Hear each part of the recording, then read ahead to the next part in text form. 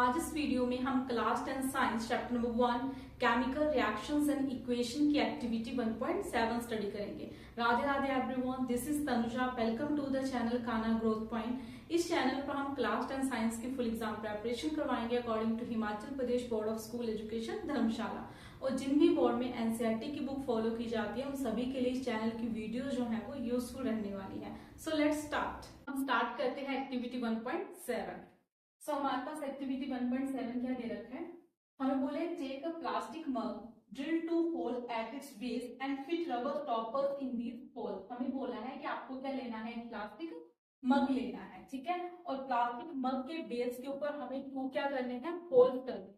Then fit rubber stoppers in these whole, तो इन holes में हमें क्या करना है, रबर के स्टॉपर्स जो है वो फिट करने हैं। Insert carbon electrode in these rubber stoppers, और हमें इन रबर स्टॉपर्स में क्या करना है, कार्बन के इलेक्ट्रोड जो है वो फिट करने हैं, इंसर्ट करने हैं, ठीक है। देन बोला connect these electrode to a 6 volt battery, और हमें इन इलेक्ट्रोड्स को 6 वोल्ट बैटरी के साथ क्या करना है, कनेक्ट करना है।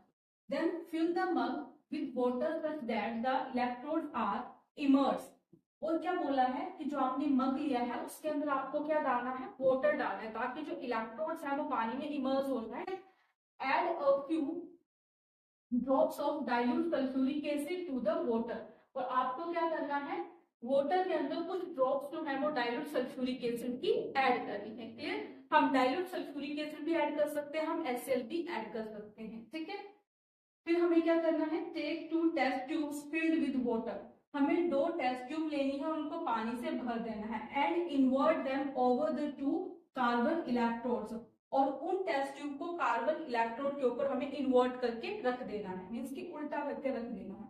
Switch on the current and leave the apparatus undisturbed for some time, फिर हमें क्या करना है, स्विच ऑन द करंट, हमें करंट स्विच ऑन कर देना है और फिर सेटअप को कुछ टाइम के लिए हमें अनडिस्टर्ब छोड़ देना है। Is it clear? इस चीज को फिगर की हेल्प से समझे ताकि हमें अच्छे से समझ आए। क्लियर? सो ये हमारे पास क्या दे रखी है, फिगर दे रखी है।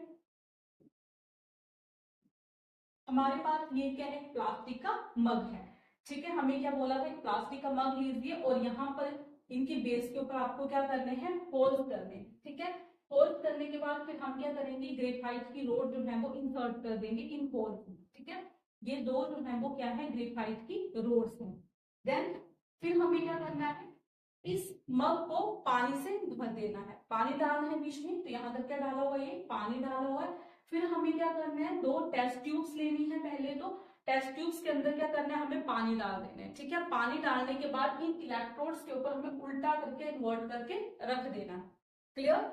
और हमें ये जो वाटर हमने ले रखा है, इस वाटर में हमें क्या डालना है, इस वाटर में हमें एसिड डालना है। हम क्या कर सकते हैं, डाइल्यूट HCl भी ले सकते हैं और हम H2SO4 भी ले सकते हैं, ठीक है, मीन सल्फ्यूरिक एसिड भी ले सकते हैं। क्लियर? क्लियर?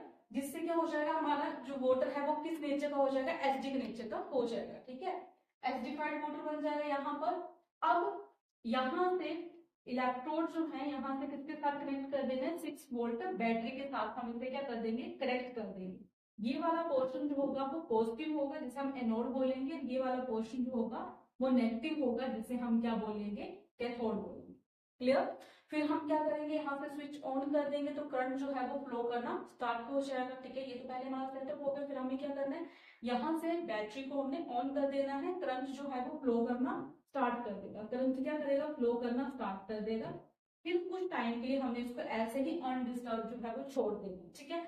फिर हम क्या नोट करेंगे कुछ टाइम के बाद कि यहाँ से जो है गैस के इस इलेक्ट्रोड्स के आसपास जो है वो गैस के बबल्स निकलना जो है वो स्टार्ट हो जाएंगे, धीरे धीरे यहाँ पे बबल्स बनेंगे, बबल्स जो है वो ऊपर की तरफ मूव करेंगे। तो एक टेस्ट ट्यूब में हमें मिलेगी ऑक्सीजन गैस और एक टेस्ट ट्यूब में हमें मिलेगी हाइड्रोजन गैस, ठीक है। यहाँ पे बेसिकली हो क्या रहा है, इलेक्ट्रोलिसिस ऑफ वाटर, यहाँ फिगर में क्या शो किया जा रहा है, इलेक्ट्रोलिसिस ऑफ वाटर। तो इस एक्टिविटी में हम क्या कर रहे हैं, इस एक्टिविटी में हम कर रहे हैं इलेक्ट्रोलिसिस ऑफ वाटर।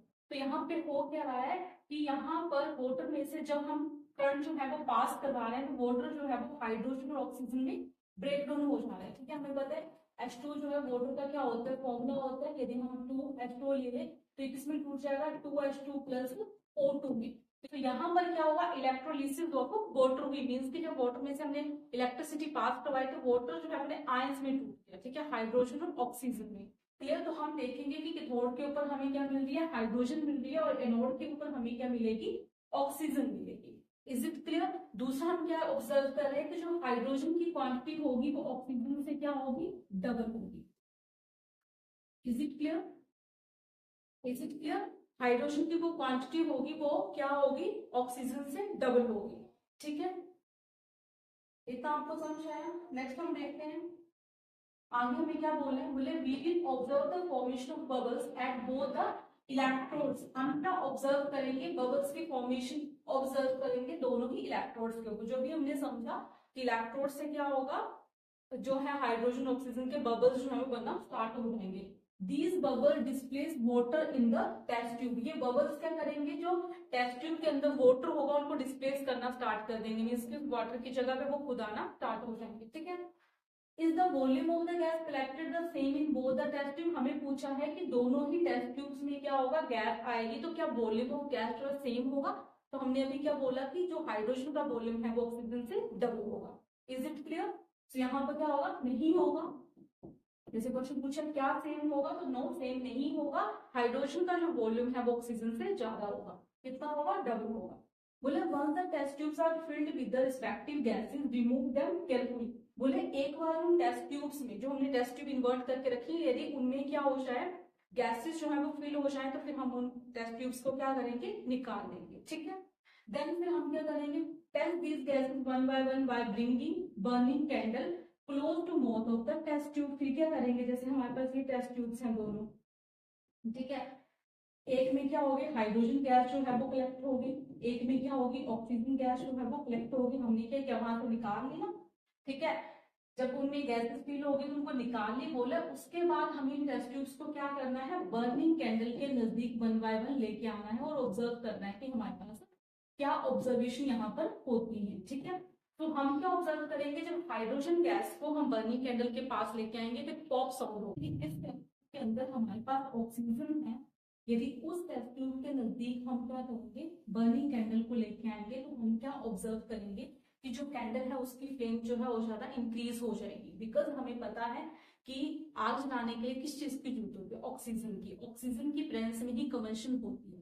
तो जिस भी फ्लेम के साथ जो हमारी कैंडल जल रही होगी उसकी फ्लेम जो है वो बढ़ जाएगी यदि हम उस कैंडल को ऑक्सीजन के नजदीक लेके आएंगे, बिकॉज ऑक्सीजन की प्रेजेंस में और ज्यादा तेजी से कंबशन होना स्टार्ट हो जाएगी। Is it clear.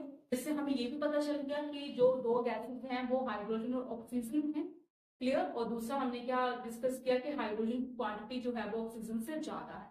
तो यहाँ पर हाइड्रोजन और ऑक्सीजन जो दो गैसेस बनी है वो किससे बनी है, वाटर से बनी है। जब हमने वाटर की इलेक्ट्रोलिसिस की, इलेक्ट्रोलिसिस ऑफ वाटर का मीनिंग क्या हो गया कि जब वाटर में से हमने इलेक्ट्रिसिटी पास करवाई, करंट पास करवाया। Is it clear.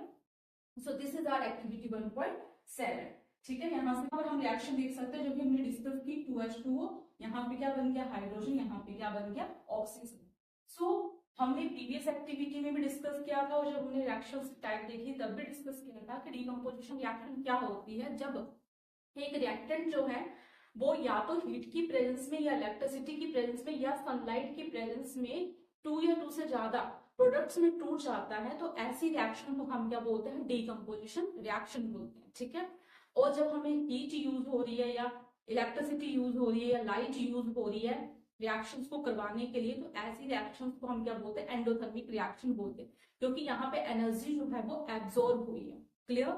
सो ये रिएक्शन जो यहाँ पे एक्टिविटी में जो रिएक्शन हुई है, this is a decomposition reaction, क्योंकि यहाँ पर क्या हुआ है, एक जो हमारा रिएक्टेंट था वो 2 कंस्टिट्यूएंट में टूट गया, ठीक है। और यहाँ पर इस रिएक्शन को करने के लिए एनर्जी जो है वो एब्जॉर्ब हुई है, दैट्स व्हाई ये जो रिएक्शन है एंडोथर्मिक रिएक्शन।